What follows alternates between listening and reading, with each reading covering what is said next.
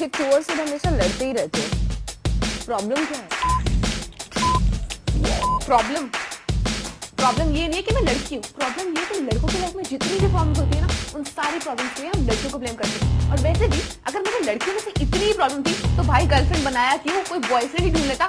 वैसे भी all you guys need is your fucking guy time. तो ठीक है ना, बंदे बताओ साला, जब तक इन्हें हाँ ना बोलो तब तक तो कुत्तों की तरह पीछे पड़े रहेंगे, और जब हाँ बोल दो तो ओए होए, दो चार दिन बड़े प्यार से बात करेंगे।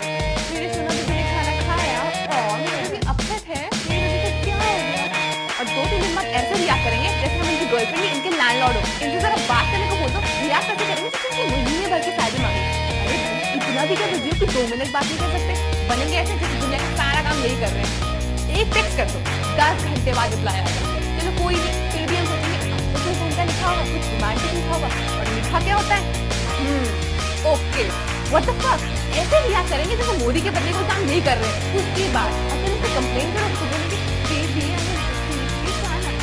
और अगर कंप्लेन ना करो तो बोलेंगे baby I think you lost interest in me. तो भाई तुम्हें बता दो, करे तो करे क्या, खुद चाहे 10 लड़कियों के साथ घूमने जाओ, कोई प्रॉब्लम नहीं। हम एक दिन अपने बेस्ट फ्रेंड के साथ घूमने चले गए तो सारा खोया हुआ प्यार जान जाता है, अचानक से हमसे मिलने का मन करता है, और जहाँ किसी बात में आर्ग्यूमेंट हो जाए और इन्हें पता चलने की गलती इनकी है, क्योंकि 90% ऑफ द टाइम होती है, वहाँ इनका रोमांटिक मोड ऑन हो जाता है। जब प्रॉब्लम शेयर करो तो बोलेंगे तुम तो हर छोटी छोटी चीज पे टेंशन लेती हो, एक्ट लाइक अ मैच्योर्ड गर्ल। और अगर प्रॉब्लम शेयर ना करो तो बोलेंगे तुम तो कुछ शेयर ही नहीं करती, हमें कैसे पता चलेगा ताकि मूड इज ऑफ। तो गेस करने के लिए बोला किसने, why can't you just mind your own fucking business. Makeup मत लगाओ, तुम्हारी ब्यूटी सिर्फ मेरे लिए है, और मेकअप लगाना है मेकअप को भी ओ हेलो, तुम लोग क्लीवेज के ऊपर कब बोलोगे? हाँ, जब नंगी घूमने जा रही हूँ बाहर, और सबसे फनी बात, कभी इनके साथ घूमने निकल जाओ उल्लू की तरह इधर उधर देखेंगे। क्यों? क्योंकि इनके पास बोलने के लिए तो कुछ पता ही नहीं है, और हम बोलेंगे बकर करती है। अरे मेरे बाप, जब कुछ बोलना नहीं है, कुछ सुनना नहीं है, कुछ समझना नहीं है, तो डेट पे आया क्यों, गोलगप्पे खाने? मुझे तो ये समझ नहीं आता कि हमारी शॉपिंग से क्या प्रॉब्लम है। वैसे तो दिन भर दूसरे लड़कियों को घूर के बोलेंगे बेटी ऐसे ड्रेसअप हुआ करो, बेटी वैसे ड्रेसअप हुआ करो, मेरी जैसे कपड़े पहना करो, और जब इन्हें अपने साथ शॉपिंग पे ले जाओ तो बंदा जैसे शक्ल बना के उल्लू की तरह से कोने में खड़े रहेंगे। चलो माना कि कभी कभी मैं पूछ लेती हूँ कि मोटी लग रही है, बट वो सिर्फ इसलिए because I don't want to invest in something which is not looking good on me. इसके पीछे कोई और रीजन नहीं है।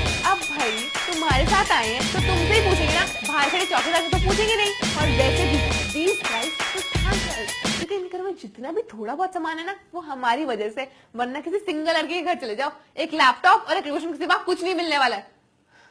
इन्हें फोन कर लो जरा, या तो कहीं और ध्यान होगा या कर रहे होंगे। ऐसा लगता है एक टाइम की बात तो किसी इंसान से नहीं किसी पिल्ले से बात कर रही हूँ। इन्हें भाप दो तो चेप हो रहे हैं, भाप देना बंद करो तो रोना चालू। तुम्हें पता है पहले ना राजाओं की 3-4 बीवियां हुआ करती थी और बंदे सब को बैलेंस करके रखते थे। यहाँ आजकल के लड़कों से एक नहीं संभलती। और वैसे भी ये तो पुराने टाइम से है ना कि लड़के एक साथ 3-4-5 हजार लड़कियों को पटा सकते हैं, लेकिन लड़कियां ना ना ना ना, लड़कियों का एक फ्रेंड भी इनसे देखा नहीं जाता। लड़के का अगर एक से ज्यादा रिलेशनशिप हो तो wow he is a dude, he is a playboy, और अगर यही सेम चीज लड़की करे तो they start comparing her to a slut. खुद चाहे हमारे ऊपर कितना भी चिल्लाओ, हमने अगर गलती से ऊंची आवाज में बात कर ली तो हम चुड़ैल लगने लगती हैं। वैसे भी all you guys can do to win an argument is shout, because उसके अलावा तो कोई और तरीका होता ही नहीं ना आर्ग्यूमेंट जीतने का।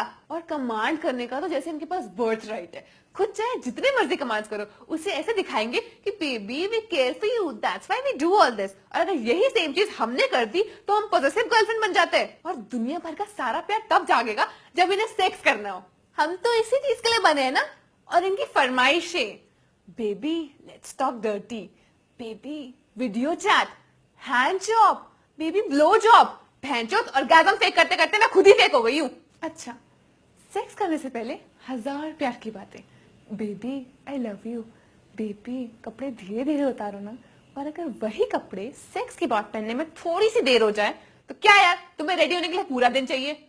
You know what? A man satisfying a woman is a myth. और ये प्यार व्यार ना शुरू में होता है, उसके बाद तो सिर्फ फॉर्मेलिटीज होती हैं। और अगर गलती से शादी हो गई फिर तो बच्चे तुम गए, फिर तो बस इनका खाना बनाओ, इनके कपड़े धो, इनके कच्छे तक धो, साला खुद की तो कोई लाइफ ही नहीं रह जाती है। इतने सैक्रिफाइसेस के बाद भी all you get to hear is तुम चेप हो रही हो, वी नीड सम स्पेस।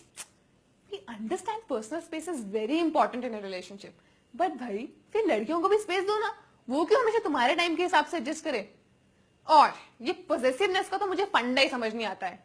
अब भाई अगर आप अपनी गर्लफ्रेंड को टाइम नहीं देंगे, उसे समझेंगे नहीं, तो दुनिया में आप जैसा कोई ना कोई चूतिया तो बैठा ही होगा जो उसके लिए वही सब कर रहा होगा जो किसी जमाने में आप किया करते थे।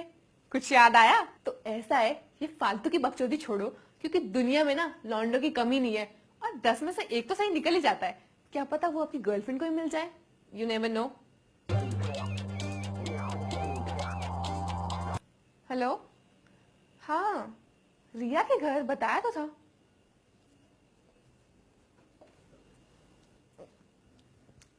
यार ये वीडियो चैट वाला मेरे साथ भी हुआ है।